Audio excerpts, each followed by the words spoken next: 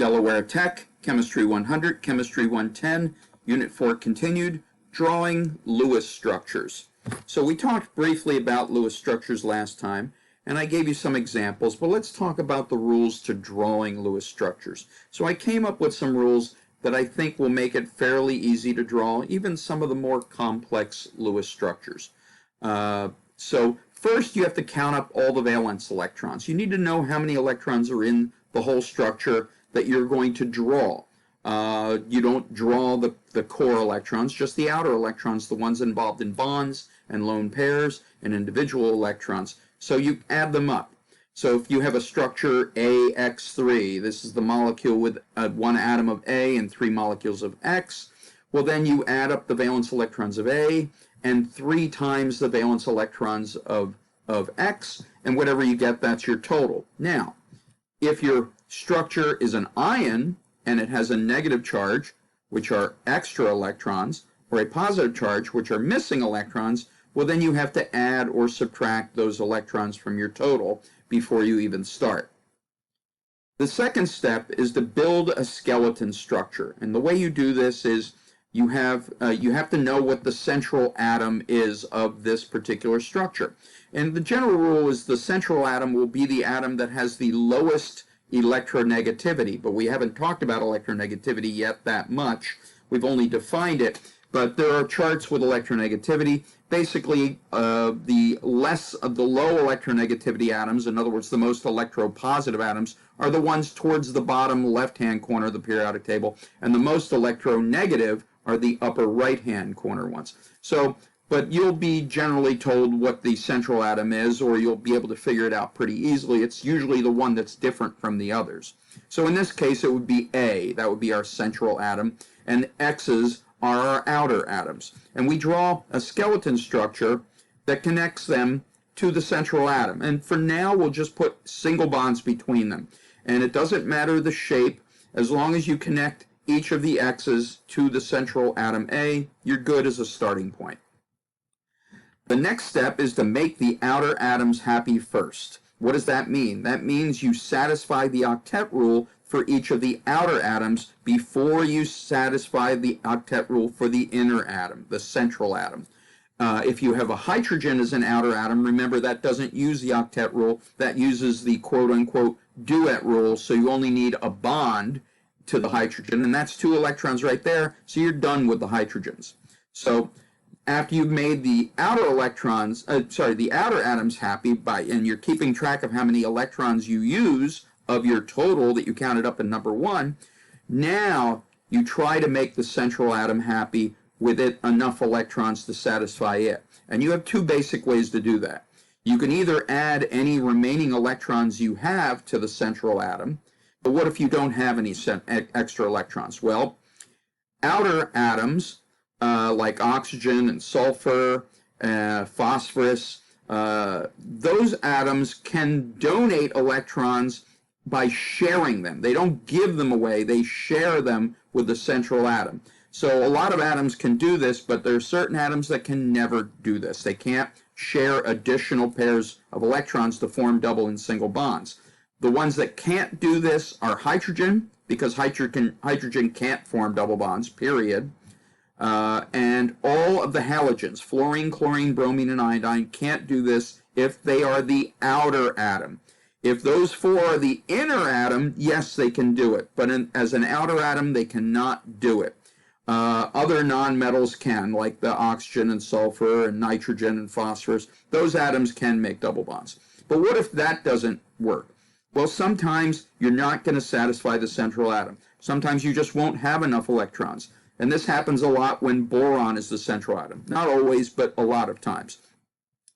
There are other times where you have too many electrons left over. Well, you put them all in the central atom, and central atoms that are bigger than second period, in other words, ones in the 3rd row or lower, like sulfur and phosphorus and chlorine and bromine and iodine, if these are central atoms, they can have more than the typical 8 electrons due to the octet rule. They can hold extra electrons. They can have 10. They could have 12. In some cases, possibly even more for the really large atoms. So let's apply these rules.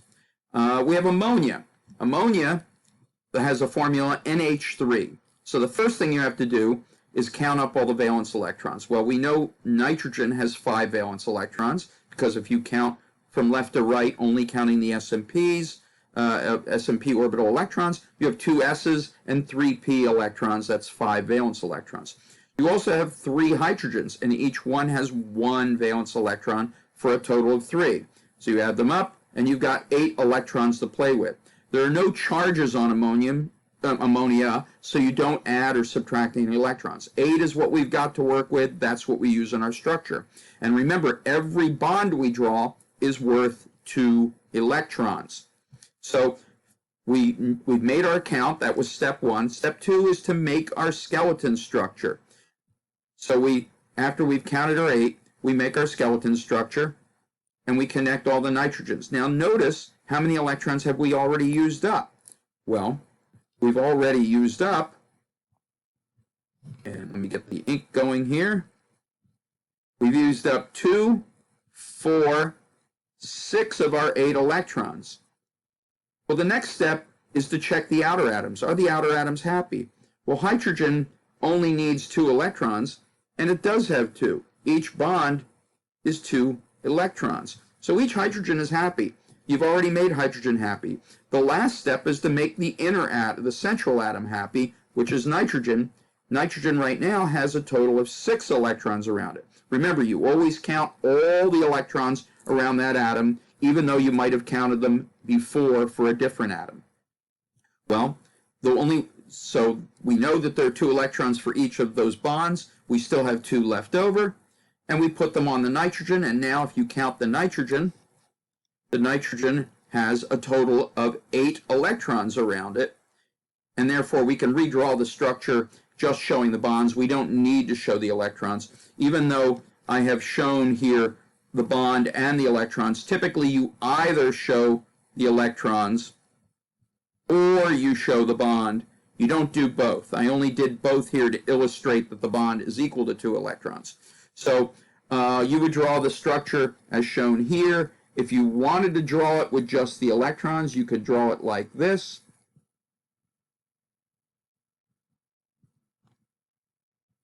And that is a perfectly acceptable structure. Sorry, that should have been up a little higher. And some people will even draw it like this to show which electrons came from which atom. So we know the nitrogen had 5 electrons on it originally, trying to get these electrons to stick here, and we had a lone pair of electrons as well as 2 single electrons, and then you can draw the electrons from hydrogen slightly differently, and a lot of people will do little X's, and that will show that that electron came from the hydrogen originally.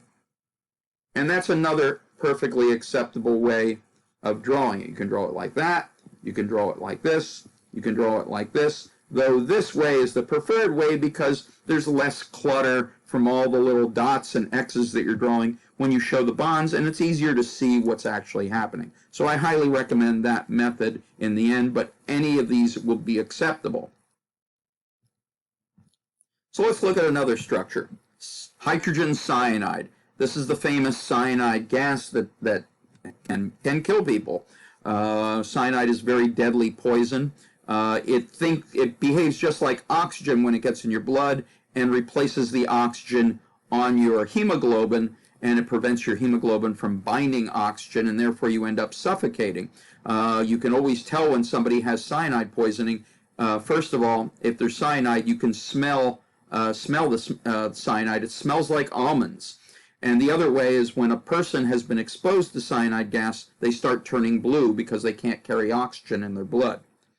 So cyanide, HCN, C is the central atom, so it's a carbon with a hydrogen and a nitrogen attached to it. The carbon has 4 valence electrons, the nitrogen has 5, the hydrogen has 1. So we put these atoms down, and we know there's no charge because none is written. It's a molecule, it's not an ion, so we don't have to add or subtract electrons. The next step, after counting them up, we get 10 electrons, and now we make a skeleton structure with just single bonds for now. So that's step 2. Step 3 is to make the outer atoms happy. Well, you you have a total of 10 electrons. We've already used up 4 for the 2 bonds. That leaves us 6 more to put on the nitrogen, and you'll notice the nitrogen now has a total of 8 electrons around it. The hydrogen has a total of 2, which is what it needs. So those have both satisfied their quote-unquote octet or duet rules. However, the carbon only has 4 electrons around it, which is very unstable. Carbon wants all 8. And we have no more electrons to make it happy. Well, how do we make it happy? We make it happy by sharing electrons. Well, hydrogen, the H, cannot share electrons. It keeps its 2. There are no more available from hydrogen to do it. But nitrogen has 3 lone pairs, 3 pairs of electrons that it can donate. It doesn't donate all of them. It donates 1 pair, that would make a double bond, but you'll notice carbon is not satisfied still. Carbon now only has 6 electrons, still not enough electrons. So nitrogen donates another, it shares it. It's not giving it away, it's sharing it. So now you end up with a structure where hydrogen's happy, it has 2 electrons. Nitrogen is happy, it has 8 electrons. And carbon is happy, it has 8 electrons. And you'll notice we've double counted 6 of these electrons, but that's okay. The atoms are just looking for electrons near them, and if they're shared, that doesn't interfere with the count.